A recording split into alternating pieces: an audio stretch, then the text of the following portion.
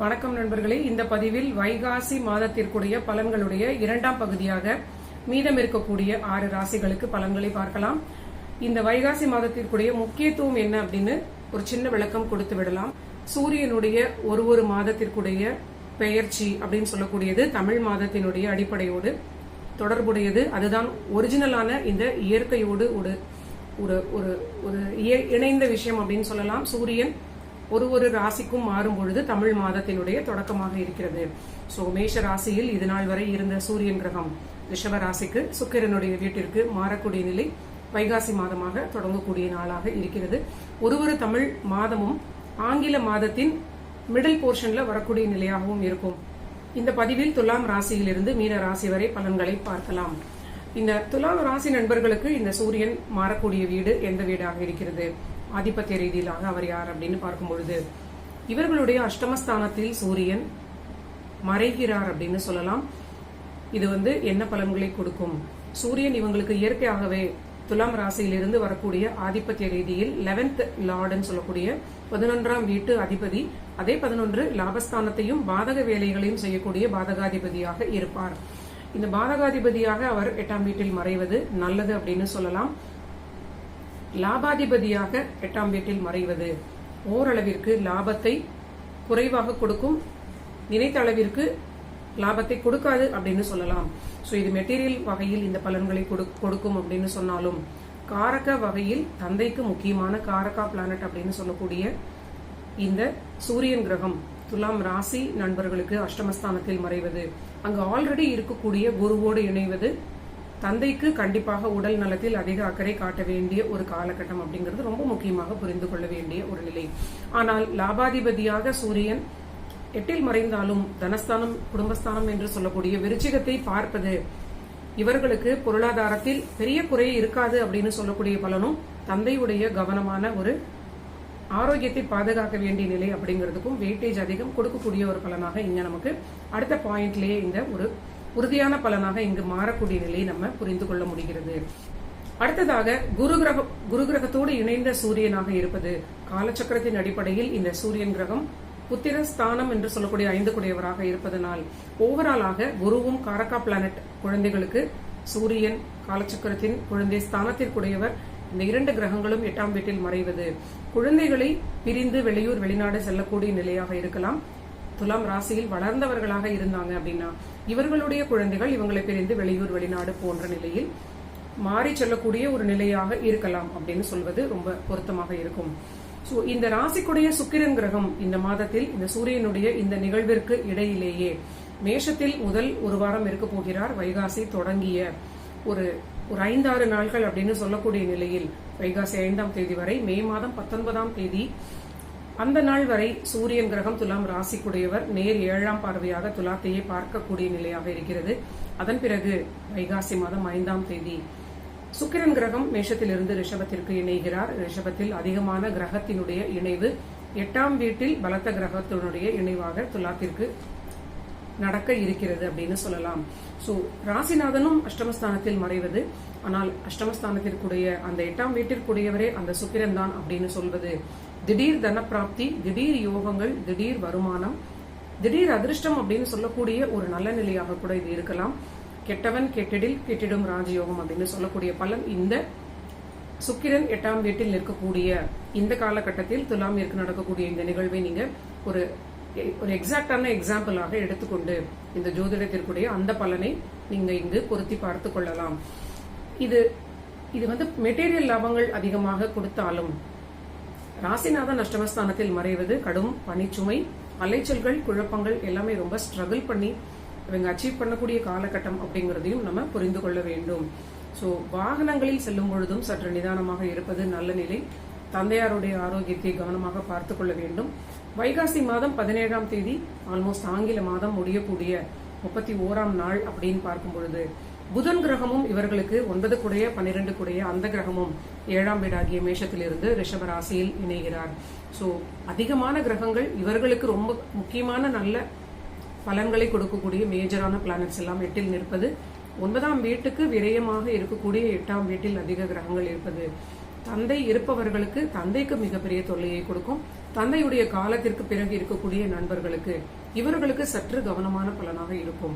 So நீங்க ஓரளவிற்கு கவனமாக பாதுகாப்பாக இருப்பது, அவரவர்களுடைய ஏஜுக்கு தகுந்தாற் போல, ஹெல்த் கண்டிஷன்ஸ்க்கு தகுந்தாற் போல இந்த மாதம் ஒரு பரிசோதனை கூட செய்து கொள்வது ஒரு பிரிவென்டிவ் மெஷராக இவர்களுக்கு இருக்கும். ஆனால் தனஸ்தானத்தை ஏதோ ஒரு எல்லா கிரகங்களும் ப்ரொடெக்ட் பண்ணுவது போல இருப்பதனால் துலாம் ராசிக்கு ஒரு பொருளாதாரத்தில் நல்ல ஒரு சுமூகமான ஸ்மூதான நிலையாகவே இருக்கிறது அப்படின்னு சொல்லலாம். மேலும் திடீர் தன பிராப்தி கிடைக்கக்கூடிய நல்ல நிலையாகவே இருக்கும் அப்படின்னு கூட சொல்லலாம். இதுதான் வைகாசி மாதம் துலாத்திற்கு நடக்கக்கூடிய பலன்கள். அடுத்தது விருச்சிகத்திற்கு பார்க்கலாம். விருச்சிக ராசிக்கு இவர்களுடைய 7ஆம் வீட்டில் சூரியன் நிற்கிறார். சோ நார்மலாகவே 7ஆம் வீடு களத்திரஸ்தானத்திற்குடைய அந்த வீட்டில் இருக்கக்கூடிய சூரியன் கிரகம் எப்பொழுதுமே திருமண வாழ்வை சற்று ஒரு தொல்லை கொடுப்பார் அப்படின்னு சொல்லலாம். சூரியன் அப்படின்னு சொல்லக்கூடியவர் அதிகமான உஷ்ணத்தை உடையவர் அப்படிங்கிறது ரொம்ப முக்கியமான நிலை. அவரவர்களுக்கு கோச்சாரத்தில் 7ஆம் வீட்டிற்கு வரும்பொழுது இருப்பதை விட துலாம் ராசிக்கு 7ஆம் வீட்டில் சூரியன் உச்சமாக இருக்கக்கூடிய இந்த சித்திரை மாதம், அடுத்தது அதோட கொஞ்சம் அந்த உஷ்ணம் குறையக்கூடிய நிலையாக ரிஷபத்திற்கு மாறக்கூடிய அந்த சூரியன் விருச்சிகத்திற்கு 7ஆம் வீடாக வருது. இது ரொம்ப அதிகமான ஒரு 7ஆம் பாவகத்தினுடைய தொல்லைகளை கொடுக்கக்கூடிய நிலையாக இருக்கும். அந்த சைக்கிள் மாறிக்கொண்டே வரும்பொழுது ஒரு 4-5 வீடுகள் மாறும் பொழுது சூரியனுடைய பலம் குறைந்து நீச நிலையை நோக்கி வரும் பொழுது இந்த பலன்கள் எல்லாமே ஓரளவிற்கு கட்டுப்படும் அப்படிங்கிறது கூட இது நம்ம பலனாக எடுத்துக்கொள்ளலாம். சோ விருச்சிகத்திற்கு 7ஆம் வீடு திருமண வாழ்வில் நீங்க விட்டு கொடுத்து செல்வது ரொம்ப நல்ல நிலை. முக்கியமாக உங்க வாழ்க்கை துணையுடைய ஆரோக்கியத்தில் நீங்க அதிக அக்கறை எடுத்துக்கொள்ள வேண்டும். இந்த தமிழ் மாதத்திற்குடைய பெயர்ச்சி மட்டுமே இல்லாமல் நிறைய பிளானட்டரி பொசிஷன்ஸ் விருச்சிகத்தினுடைய வாழ்க்கை துணைக்கு ஆரோக்கியத்தை சரியாக பார்த்துக் கொள்ள வேண்டும் அப்படிங்கிற பலனாகவே வருகிறது. ஆனால் 10ஆம் வீட்டிற்குடைய சூரியன் கிரகம் விருச்சிக ராசிக்கு அற்புதமான ஒரு 10ற்கு 10ல் இருப்பது நல்ல ஒரு பணி தொழில் ரீதியிலான மாற்றங்களையும் உயர்வு ஏற்றங்களையும் கொடுக்கும் அப்படின்னு சொல்லலாம். அரசியல் சம்பந்தமான நண்பர்களுக்கு நல்ல ஒரு காலகட்டம். அரசாங்கம் அந்த மாதிரியான அரசாங்கத்தில் உள்ள டிபார்ட்மெண்ட்ல வேலை செய்யக்கூடிய நண்பர்களுக்கு ரொம்ப நல்ல ஆதரவு, நினைத்த காரியங்களை இவங்க ஜெயிக்கக்கூடிய நல்ல நிலை. இவங்க உயர் அதிகாரிகளால் ஏற்படக்கூடிய ஒரு ப்ரமோஷன்ஸ், இன்கிரிமெண்ட்ஸ், இவங்க பதவியில் மிகப்பெரிய ஒரு வளர்ச்சியை கொடுக்கும்.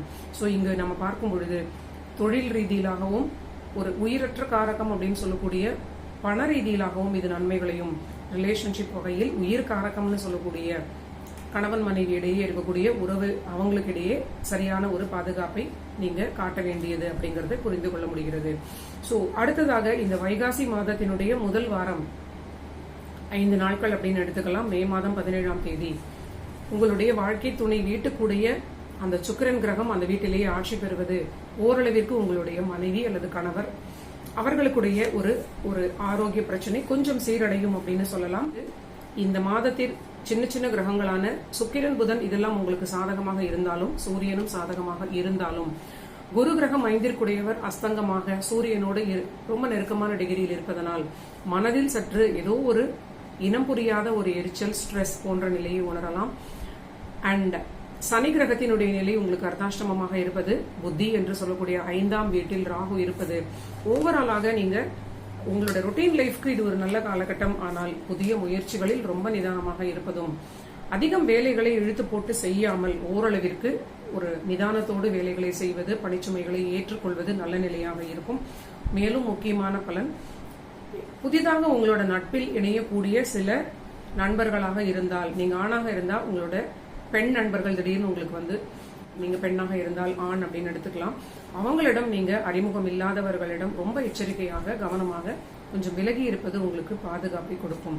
ஏன்னா 7ஆம் வீட்டில் இருக்கக்கூடிய கிரகங்கள் எல்லாமே ஒரு அதிகமான ஒரு கிரக நிலையோடு ஒரு கூட்டமான கிரக நிலை இருப்பதனால் தேவையில்லாத உத்வேகத்தை உங்களுக்கு கொடுக்கலாம். மனதில் இருக்கக்கூடிய குழப்பங்களை ராகு கொடுப்பது உங்களுக்கு ரொம்ப கவனமான பலன் அப்படிங்கிறதுக்கு சப்ஸ்டான்ஷியேட் பண்ணக்கூடிய நிலை. அர்த்தாஷ்டம சனி உங்களுக்கு ஏதோ ஒரு குழப்பத்தை கொடுப்பதற்கு தயாராக காத்து கொண்டிருக்கிறார் அப்படின்னு கூட சொல்லலாம். சோ இது உங்களுக்கு ஒரு நல்ல பொருளாதார உயர்வையும், உங்களுக்கு தொழில் ரீதியிலான மாற்றங்களையும் வளர்ச்சிகளையும் ரொம்ப நல்ல உயர்வையும் கொடுக்கக்கூடிய நல்ல மாதம். ஆனாலும் நிதானம் எங்கும் நிதானம் அப்படின்னே சொல்லலாம். அடுத்தது தனுசு ராசிக்கு பார்க்கலாம். தனுசு ராசிக்கு ராசிநாதன் ஆல்ரெடி 6ஆம் வீட்டில் மறைந்திருக்கிறார். இந்த மே மாதம் 1ஆம் தேதி தொடங்கிய உடனேயே குருவினுடைய பெயர்ச்சி நடந்தது. இவர்களுடைய ராசிநாதன் குரு 6ஆம் வீட்டில் மறைந்திருக்கிறார். ஆனால் குரு மறைந்தது இவர்களுக்கு நன்மை அப்படின்னே சொல்ல வேண்டும். எப்பொழுதுமே சுபகிரகமான குரு கிரகம் தனியாக ஒரு சுபமான வீட்டில் அமரும் பொழுது கண்டிப்பாக ஒரு தொல்லையை கொடுக்கக்கூடிய நிலை இருக்கிறது. அந்த கிரகம் மறையும் பொழுது அந்த பாவகம் ஒரு சின்ன தொல்லையை கொடுத்தாலும் பார்வை மூலியமாக மிகப்பெரிய ஒரு நல்ல வளர்ச்சியை இந்த காலகட்டத்தில் கொடுக்கும் அப்படின்னு சொல்லலாம். சோ 6ல் மறைந்திருக்கக்கூடிய குரு அந்த ரிஷபராசி அந்த வீட்டிலேயே சூரியன் கிரகமும் இந்த வைகாசி மாதத்தில் இணைந்து இவர்களுக்கு ஒரு அதிகமான ஒரு ஆக்டிவேஷனை அந்த 6ஆம் பாவக ரீதியிலாக கொடுக்க இருக்கிறது. முக்கியமாக இவர்களுடைய பாக்யஸ்தானம் என்று சொல்லக்கூடிய 9ஆம் அதிபதியாக இந்த சூரியன் வருகிறார். தனுசு ராசிக்கு மிகப்பெரிய யோகாதிபதி, மிகப்பெரிய அதிர்ஷ்டத்தை கொடுக்கக்கூடியவர். தந்தை வழியில் ஆதாயம், தந்தை வழியில் முன்னேற்றம், தந்தையாருடைய நிலை, இதையெல்லாம் சொல்லக்கூடிய இந்த அற்புதமான ராஜகிரகம் அந்த ஒரு பாக்யஸ்தானத்துக்குடையவராக வருவது. அந்த ராஜகிரகமான சூரியன் தன் வீட்டிற்கு 10ஆம் வீட்டில் அமர்ந்து மிகப்பெரிய நன்மை தந்தையாருடைய உதவியால் தனுசு ராசி தனுசு லக்ன நண்பர்களுக்கு ஏற்படலாம். இந்த மாதத்தில் தந்தை வழியில் மிகப்பெரிய ஆதாயம், நீண்ட நாட்கள் பூர்வீகத்திலிருந்து கிடைக்க வேண்டிய சில லாபமான விஷயங்கள் கிடைக்காமல் காத்து கொண்டிருந்தால் அது கூட தனுசு ராசி தனுசு லக்ன நண்பர்களுக்கு இந்த காலகட்டத்தில் கிடைக்கும் அப்படின்னு சொல்லலாம். ஆனால் தந்தையாருடைய ஆரோக்கியத்தில் சற்று அக்கறை தேவை அப்படிங்கிற பலனும் இதற்கு மேலும் ஒரு பலனாக இங்கே இருக்கிறது அப்படின்னு சொல்லலாம். சோ பணியில் உயர்வு, பணியில் மாற்றம், முக்கியமாக பணி சம்பந்தமான அதிக மாற்றங்களை தனுசு ராசிக்கு இந்த வைகாசி மாதம் கொடுக்க இருக்கிறது. புதிதாக பணி தேடக்கூடிய நண்பர்களுக்கு ரொம்ப பிரமாதமாக பணி கிடைக்கும் அப்படின்னு சொல்லலாம். தந்தையாருக்கு ஒரு லாபமான நிலை, தந்தைக்கு வளர்ச்சி, தந்தைக்கு தொழில் முன்னேற்றம், அற்புதமான யோகங்களும் கிடைக்கும் அப்படின்னு சொல்லலாம். வேலை மாற்றங்களுக்கு காத்து கொண்டிருக்கக்கூடிய நண்பர்களுக்கு வேலை மாற்றங்களும் தனுசு ராசி நண்பர்களுக்கு கிடைக்கும். சோ வேலையில மாற்றம் வேணும்னு நினைத்தா அதுவும் உங்களுக்கு கிடைக்கும். வேலையே இல்லாமல் வேலை தேடிக்கொண்டிருக்கக்கூடிய தனுசு ராசிக்கு வேலை கிடைக்கும். தந்தை வழியில் அதிகமான ஒரு யோகமாக உங்க தந்தை சொல்லக்கூடிய கான்டாக்ட்ஸ் மூலியமாக கூட சில வேலை கிடைக்கலாம். சிலருக்கு தந்தையாருடைய பொருளாதார சப்போர்ட்னால பெரிய ஒரு யோகமான ஒரு பலன்கள் கிடைக்கலாம். சோ இதெல்லாமே ஒரு நல்ல நிலை. தனிப்பட்ட முறையில் தந்தை வாழ்க்கையிலும் முன்னேற்றம் ஏற்படலாம். இருந்தாலும் ராசிநாதன் 6ஆம் வீட்டில் போய் மறைவதனால் அது மறைவு பெறுவது அப்படிங்கிறது பாத்தீங்கன்னா சற்று தேடி நம்ம விஷயங்களை அதை கண்டுபிடிக்கக்கூடிய ஒரு பலனை அதோட நீங்க ஈக்குவேட் பண்ணி இதை புரிந்து கொள்ளலாம். சோ உங்களை நீங்களே இழந்து நீங்களே ஒரு இடத்தில் மறைந்து கொண்டு நம்ம எங்க இருக்கோம் அப்படின்னு மறந்து விட்டால் எப்படி இருக்கும், அது போன்ற நிலையில் இது ஒரு குழப்பத்தை கொடுக்கலாம். ஆனால் இதற்கு முன்னர் இருந்ததை விட இது மச் பெட்டர் அப்படிங்கிற நிலையாகவே கண்டிப்பாக இருக்கும். ஏன்னா நிறைய பிஸியாக இருக்கக்கூடிய காலகட்டமாக இது இருப்பதனால் இந்த மாதிரி குழப்பத்திற்கு நீங்க மைண்டை இன்வால்வ் பண்ணக்கூடிய டைம் உங்களுக்கு இருக்காது. பிஸியாக இருப்பது ஒரு மிகப்பெரிய ஒரு நல்ல ஒரு பலன் இந்த பூமியில் அப்படிங்கிறது இந்த தனுசு ராசி இந்த காலகட்டத்தில் உணரக்கூடிய நல்ல பலனாக இருக்கும். சோ இதெல்லாமே சூரியன் குரு கிரகம் இணையக்கூடிய வைகாசி மாதத்திற்குரிய பலன்களாக வருகிறது. இந்த காலகட்டத்தில் வைகாசி முதல் ஒரு வாரத்திற்கு சுக்கிரன் புதன் உங்களுடைய 5ஆம் வீட்டில் இருப்பது வாழ்க்கை துணையோடு சில பிரச்சனைகள் வராமல் பார்த்துக் கொள்ள வேண்டும். குழந்தைகளோடு சற்று விட்டு கொடுத்து செல்ல வேண்டும். மேரேஜ் லைஃப்ல வளர்ந்த குழந்தைகள் இருக்கிற தனுசு ராசிக்கு இந்த பலன் பொருந்தும். ஆனாலும் முயற்சி ஸ்தானம், புதிய முயற்சிகள், புதிய முடிவுகள், ஏதாவது டெசிஷன் எடுக்கணும் அப்படின்னு சொல்லக்கூடிய நிலையில் இருந்தால் யோசித்து முடிவெடுக்க வேண்டும். முக்கியமாக வேலை சம்பந்தமான விஷயங்களுக்கு நம்ம சாதகமான ஒரு மாதம்னு சொன்னோம். இந்த வேலையிலே உங்களுக்கு 2-3 ஒரு வேலைகள் உங்களுக்கு ஒரே சமயம் வருவதாக கூட இது இருக்கலாம். சோ எந்த வேலைக்கு போகணும் அப்படிங்கிறதுக்கு நீங்க முடிவெடுக்கக்கூடிய ஒரு இக்கட்டான சூழலில் இருக்கக்கூடிய நிலையாக இது ஒரு சூழலை கொடுக்கலாம்.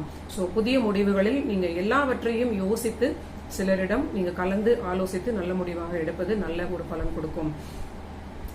இந்த மாதம் வைகாசி மாதம் 5ஆம் தேதிக்கு பிறகு மே மாதம் 19ஆம் தேதி சுக்கிரன் கிரகம் 6 குடையவராகவே இருந்து 6ஆம் வீட்டில் இணைவது வைகாசி பிறந்த உடனேயே நம்ம வேலை சம்பந்தமான சொன்ன எல்லா பலன்களும் உங்களுக்கு அற்புதமாக ஒரு பிரமாதமான ஒரு 100% உறுதியான பலன்களை கொடுக்கக்கூடிய அதிக வாய்ப்பு இருக்கிறது. அதுக்கு பிறகு இன்னொரு 10 நாட்கள் கழிந்து மே மாதம் 31ஆம் தேதி அந்த காலகட்டத்தில் உங்களுடைய 7ஆம் அதிபதியான 10ஆம் அதிபதியான புதன் கிரகமும் 6ஆம் வீட்டில் இருக்கிறார். சோ இது உத்தியோக ரீதியிலாகவும் சுயதொழில் ரீதியிலாகவும் மிகப்பெரிய வளர்ச்சியையும் நல்ல ஏற்றத்தையும் கொடுக்கும். ஆனால் திருமண வாழ்வில் மட்டும் சற்று வாழ்க்கை துணையுடைய ஆரோக்கியத்தில் அதிக அக்கறை எடுத்துக்கொள்ள வேண்டும். 7 குடைய புதன் 6ஆம் வீட்டில் மறைவது வாழ்க்கை துணை உங்களை விட்டு பிரிந்து சில அலைச்சல்களை மேற்கொள்ளலாம். இல்லைன்னா அவங்களுக்கு ஆரோக்கிய பிரச்சனை, மருத்துவ செலவுகள் போன்ற சில பலன்கள் ஏற்படலாம். ஆன் த ஹோல் இந்த வைகாசி மாதம் நல்ல ஒரு ராஜகிரகம் தொழில் ரீதியிலான முன்னேற்றங்களை கொடுக்க இருப்பதனால் முக்கியமாக இது உத்தியோகம், வருமானம், தொழில் முன்னேற்றங்கள், மெட்டீரியல் பெனிஃபிட்ஸ் போன்ற ஒரு நல்ல பலன்களை கொடுக்க இருக்கிறது அப்படின்னே சொல்லலாம்.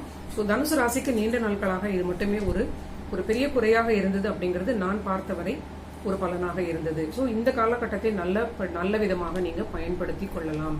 அடுத்தது மகரத்திற்கு பார்க்கலாம். மகர ராசிக்கு அஷ்டமாதிபதியாக சூரியன் வருவார். எப்பொழுதுமே மகர ராசிக்கு சூரியன் என்று சொல்லக்கூடிய ராஜகிரகம் 8th லார்டாக வரக்கூடிய நிலை. இந்த 8th லார்டு தடை, தாமதம், குழப்பம் இதெல்லாம் கொடுக்கக்கூடிய அஷ்டமாதிபதி சுகஸ்தானத்தில் அமர்ந்திருந்தார். கடந்த காலத்தில் அதாவது சித்திரை மாதம் முழுவதும் சுகஸ்தானத்தில் அமர்ந்து ஆரோக்கியத்தில் தொல்லைகளை கொடுத்துக் கொண்டிருந்தார். இப்பொழுது 4லிருந்து 5ற்கு மாறுகிறார். சோ இது குழந்தைகளுடைய வாழ்வில் மிகப்பெரிய மாற்றங்களை கொடுக்கும். அவங்களுக்கு இடமாற்றம், அவர்களுக்கு அற்புதமான வளர்ச்சி, இந்த மாதிரியான நிலைகள் எல்லாம் கொடுக்கும். ஆனால் உங்களுக்கு அவர்களை பற்றிய சில மனக்கவலைகளையும் குழப்பங்களையும் இது கொடுக்கக்கூடிய ஒரு வாய்ப்பு இருக்கிறது. திடீரென்று அவர்களை பற்றிய ஒரு அதிகமான கவலைகள் ஏற்படலாம். ஆனாலும் உங்களுக்கு தைரியம், தன்னம்பிக்கை, ஒரு பெரிய ஒரு தைரியம் பக்கபலமாக இருக்கும். வருமானம் உங்களுக்கு தேவைக்கு ஏற்படும். மகர ராசிக்கு இந்த சூரியனுடைய நிலை, அந்த வீட்டில் ஆல்ரெடி இருக்கக்கூடிய குருவோடு சேர்ந்து இருக்கக்கூடிய நிலை, எல்லாமே 5ஆம் வீட்டில் இருக்கக்கூடிய பூர்வ புண்ணிய ஒரு பலன்களால் நிறைய நல்ல பெனிஃபிஷியலான பலன்கள் நடக்கும். பாக்கியஸ்தானம் என்று சொல்லக்கூடிய தந்தையார் ஸ்தானத்திற்கு ரொம்ப சாதகமான நிலையையும், தந்தைக்கு நல்ல உயர்வு, தந்தை வழியில் உங்களுக்கு ஆதாயம், இது போன்ற பூர்வீக நன்மைகளையும் மகரத்திற்கு கொடுக்கக்கூடிய அற்புதமான வாய்ப்பாக இது இருக்கும். ஆனாலும் தந்தையுடைய ஆரோக்கியத்திற்கு சில தொல்லைகள் வந்து நீங்கக்கூடிய பலன் மகர ராசியுடைய தந்தைக்கு சரியாக கவனமாக ஆரோக்கியத்தை பார்த்துக் கொள்ள வேண்டிய நிலை. சோ மகரத்திற்கு ஆன் த ஹோல் உங்களுக்கு பஞ்சமஸ்தானம் என்று சொல்லக்கூடிய 5ஆம் வீட்டில் கனெக்ட் பண்ணக்கூடிய நல்ல கிரகம் ராஜகிரகமாக இருப்பதனால் உங்களுடைய வாழ்வில் நிறைய விஷயங்கள் தடை நீங்கி முன்னேற்றமாக இருக்கும். ஆனாலும் குழந்தைகளை பற்றிய சில கவலைகள் ஏதோ ஒரு மனத்தாங்கலை கொடுக்கக்கூடிய நிலையாக இருக்கலாம். சோ சில நண்பர்கள் மகரத்தில் புது வீடு, வாகனங்கள் போன்றவை வாங்கி மகிழலாம். மேலும் வைகாசி 5ஆம் தேதிக்கு பிறகு மாறக்கூடிய சுக்கிரன் உங்களுக்கு ரொம்ப அற்புதமான நன்மைகளையும், வீடு வாகனங்கள் போன்ற நிலைகளிலும் ஒரு அற்புதமான வெற்றியை கொடுக்கும். எல்லா புது முயற்சிகளிலும் நிதானத்தோடு நீங்க முடிவெடுப்பது, கையாள்வது உங்களுக்கு நல்ல பலனாக இருக்கும். அதன் பிறகு இணையக்கூடிய புதன் கிரகம் உங்களுக்கு 6ஆம் அதிபதி 5ல் இருக்கிறார். வேலையில் இருக்கக்கூடிய நண்பர்கள், ஏதாவது ஒரு கம்பெனில ஒர்க் பண்ணக்கூடிய நண்பர்கள் சற்று இந்த காலகட்டத்தில் நிதானமாக இருப்பது. புதன் மிதுன ராசிக்குடைய புதன் ரிஷப ராசியில் இருப்பது, உத்தியோகத்தில் சில தேவையில்லாத பிரச்சனைகள் வராமல் நீங்க பாதுகாப்பாக இருப்பது, முன்னெச்சரிக்கையாக இருப்பது நன்மைகளை கொடுக்கும் அப்படின்னு சொல்லலாம். ஆனாலும் அதிர்ஷ்டம், லாபம், இந்த மாதிரி திடீர் யோகத்தினால் நன்மைகள் அதிகம். மகரத்திற்கு ஏற்படுவதற்குடைய ஒரு நல்ல மாதம் இந்த வைகாசி மாதம் அப்படின்னு கூட சொல்லலாம். அடுத்தது கும்பராசிக்கு பார்க்கலாம். கும்பராசிக்கு 7ஆம் அதிபதியான சூரியன் கிரகம் 5ஆம் வீடு, 4ஆம் வீடு என்று சொல்லக்கூடிய ரிஷபராசியில் அமர்கிறார். கண்டிப்பாக சூரியனோடு இணைந்து இருக்கக்கூடிய குரு கிரகமும் இங்கே ரொம்ப முக்கியமான ஒரு நிலை. வாழ்க்கை துணையுடைய ஒரு தொழில் வளர்ச்சி, முன்னேற்றம், இதெல்லாம் அற்புதமான ஒரு நல்ல உயர்ந்த வருமானத்தை அவர்களுக்கு கொடுக்கும் அப்படின்னு சொல்லலாம். குடும்ப வாழ்வில் முன்னர் இருந்ததை விட ஓரளவிற்கு ஒற்றுமை இருக்கும் அப்படின்னு கூட சொல்லலாம். சோ இது தொழில் ரீதியிலான சில விஷயங்களுக்கு பாதகாதிபதி, அஷ்டமாதிபதி அப்படின்னு சொல்லக்கூடிய புதன் கிரகமும் சுக்கிரன் கிரகமும் 3ஆம் வீட்டில் இந்த வைகாசி தொடங்கிய ஒரு இனிஷியலான ஒரு 3-4 நாட்கள் மேஷத்தில் இருப்பது ஒரு தொல்லையான நிலை. புது முயற்சிகளில் மிக மிக அதிக கவனம். ஜென்ம ராசியிலே இருக்கக்கூடிய ஜென்ம சனியையும் நம்ம மறக்கக்கூடாது. பேச்சிலும் சற்று நிதானமாக இருப்பது ரொம்ப முக்கியமான பலன். சுகஸ்தானத்தில் இருக்கக்கூடிய சூரியன் உங்களுடைய ஆரோக்கியம், தாயாருடைய ஆரோக்கியத்தில் சற்று கவனத்தை காட்ட வேண்டும். எந்த ஒரு கண்டிஷன் இருந்தாலும் அலட்சியம் இல்லாமல் நீங்க ஒரு கவனத்தோடு இருப்பது மட்டுமே போதுமான நிலையாக இருக்கும். சோ இந்த மாதம் முக்கியமாக 3ஆம் வீட்டில் இணைந்து இருக்கக்கூடிய சுக்கிரன் புதனுக்கு அதிக வெயிட்டேஜ் கொடுக்க வேண்டிய ஒரு நிலை. சூரியன் கூட பெரிய பிரச்சனை எதுவும் செய்யாதுன்னு சொல்லலாம். புதன் கிரகம் உங்களுக்கு அஷ்டமாதிபதி, அதே புதன் உங்களுக்கு பஞ்சமாதிபதியாக இருந்தாலும் அவர் செல்லக்கூடிய வீடுகள் 3, 4 என்று சொல்லக்கூடிய 5ஆம் வீட்டுடைய பலத்தை குறைப்பதனால் பெரிய அளவிற்கு அவர் புண்ணிய பலனை கொடுக்க இயலாத நிலை. சோ அவர் அஷ்டமாதிபதியாக வேலைகளை செய்வதற்கு அதிக வாய்ப்பு இருக்கிறது. மேஷம் அஷ்டமஸ்தானத்திற்குரிய அஷ்டமஸ்தானமாக ஒரு அஷ்டமாதிபதி மிகப்பெரிய வலுவை அடையக்கூடிய நிலை அப்படின்னு சொல்லலாம். மேஷத்தில் இணைந்திருக்கக்கூடிய சுக்கிரனும் பாத்தீங்கன்னா இந்த ஆங்கில மாதம் முடியக்கூடிய நாள் வரை புதன் கிரகமும் அந்த வீட்டில் இருக்கக்கூடியது உங்களுக்கு ஒரு தொல்லையான ஒரு முயற்சிகளை, தேவையில்லாத ஊக்கத்தை எடுக்கக்கூடிய ஒரு வாய்ப்பை கொடுக்கும். சோ இதை நீங்க புரிந்து கொள்ள வேண்டும். சுக்கிரன் உங்களுக்கு பாதகாதிபதி. சோ முயற்சிகளில் நிதானம், ஆரோக்கியத்தில் கவனம், தாய் தந்தையருடைய ஆரோக்கியத்தில் அதிக அக்கறை தேவை. குழந்தைகளோடு விட்டு கொடுத்து செல்ல வேண்டும். எந்த விஷயத்திலும் நிதானமாக ஓவரான ஒரு டென்ஷன் இல்லாமல் சற்று பொறுமையோடு அணுகுவது மட்டுமே உங்களுக்கு உதவும் அப்படிங்கறத நீங்க புரிந்து கொள்வது ரொம்ப முக்கியமான பலன். ஜென்மத்திலே இருக்கக்கூடிய சனி கிரகம், பாகிஸ்தானத்தில் இருக்கக்கூடிய ராகு கிரகம், அஷ்டமஸ்தானத்தில் இருக்கக்கூடிய கேது கிரகம், இதெல்லாமே உங்களுக்கு ரொம்ப அலாமிங்கான பலன்களாக இருப்பதனால் ரொம்ப நிதானமாக இருப்பது நன்மை அளிக்கும். ஆனால் தொழில் ரொம்ப எஸ்டாப்ளிஷ்டாக இருக்கக்கூடிய கும்பராசி நண்பர்களுக்கு தொழில் வளர்ச்சி ரொம்ப நல்ல காலமாகவே இது காணப்படுகிறது. பணிச்சுமை கண்டிப்பாக இருக்கும். இதுதான் கும்பராசிக்கு வைகாசி மாதம் நடக்கக்கூடிய பலன்கள். அடுத்தது மீனத்திற்கு பார்க்கலாம். மீன ராசிக்கு 3ஆம் வீட்டில் இணையக்கூடிய சூரியன் ராசிநாதன் அப்படிங்கிற நிலையாக வருகிறது. சூரியன் இவங்களுக்கு 6 3இல் இருக்கிறார். 6 ஒரு மறைவு ஸ்தானம், 3 ஒரு மறைவு ஸ்தானம். சோ இது ஒரு பரிவர்த்தனை மறைவு ஸ்தானங்களுக்கு இடையே நடக்கக்கூடிய நிலை மிகப்பெரிய விபரீத ராஜயோகம். இது உத்தியோக ரீதியிலாக நடக்கும். கடன்கள் வாங்கக்கூடிய நிலையில் நடக்கும். கணவன் மனைவி இடையே பிரிவினைக்காக வெயிட் பண்ணி கொண்டிருக்கிறவங்களுக்கும் டக்குன்னு இந்த காலகட்டத்தில் இவங்களுக்கு அந்த விஷயங்கள் வேகமா அந்த கோர்ட்ல நடக்குது அப்படின்னா இவங்களுக்கு அந்த செப்பரேஷன் இவங்களுக்கு சீக்கிரமாக கிடைக்கக்கூடிய நிலையாக கூட இது பலன்களை கொடுக்கும். சோ இங்க கவனமாக பார்த்து கொள்ள வேண்டும். பிரியாமல் ஒற்றுமையாக இருக்கணும்னு நினைக்கிறவங்க இந்த காலகட்டத்தில் சற்று பொறுமையாக விட்டு கொடுத்து செல்லணும் அப்படிங்கிறது உங்களுக்கே புரியும் அப்படின்னு நான் நம்புகிறேன். சோ அதற்கு பிறகு முக்கியமாக மேஷத்தில் இருக்கக்கூடிய புதன் கிரகம் உங்களுக்கு பாதகாதிபதி. தேவையில்லாத பேச்சினால் உங்களுக்கு குழப்பங்களை கொடுக்கலாம். விரையச்சனி ஒரு பக்கம் 7.5 சனியுடைய ஆளுமையில் இருப்பதனால், ஜென்ம ராசியிலேயே இருக்கக்கூடிய ராகு கிரகமும் இருப்பதனால், 7ஆம் வீட்டில் உள்ள கேது கிரகம், இது எல்லாமே உங்களுக்கு ஒரு ஸ்ட்ரெஸ்ஃபுல்லான சூழலாகவே காணப்படுகிறது. ஸோ உங்களுடைய ஆரோக்கியம், உங்களுடைய தாயாருடைய ஆரோக்கியம் இதெல்லாமே ரொம்ப கவனமாக பார்த்து கொள்ள வேண்டும். வைகாசி மாதம் 17 வரை உங்களுக்குமே அஷ்டமாதிபதி பாதகாதிபதி தொடர்பு அப்படின்னு சொல்லக்கூடிய அந்த ஒரு நிலை, ஒரு தொடர்பில் இருப்பது, வாக்குஸ்தானத்தில் பேச்சு ஸ்தானத்தில் இருப்பது, ரொம்ப கவனமாக இருப்பது ரொம்ப முக்கியமான பலன். வைகாசி மாதம் தொடங்கி 5 நாட்களில் சுக்கிரன் கிரகம் அஷ்டமாதிபதி ரிஷபத்திற்கு மாறிவிடுவார். ஆனால் பாதகாதிபதியான புதன் 2ஆம் வீட்டிலேயே இருப்பார். சோ எப்படி பார்த்தாலும் நீங்க அமைதியாக இருப்பது, கோபம் வந்தாலும் வார்த்தைகளை பிரயோகப்படுத்தாமல் வாயினால் கோபத்தில் பேசி தீர்க்கக்கூடிய நண்பர்கள் ரொம்ப கவனமாக இருக்க வேண்டிய மாதம் அப்படின்னு சொல்லலாம்.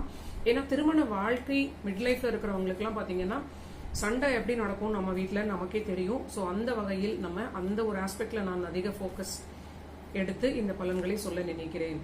ரொம்ப கோபத்தில் உணர்ச்சி வசப்பட்டு அவங்களுக்கு ஒரு இரிட்டேஷனோடு பேசக்கூடிய நிலையாக இயற்கையாகவே இந்த மீன ராசி மீன லக்ன நண்பர்கள் இருப்பார்கள்.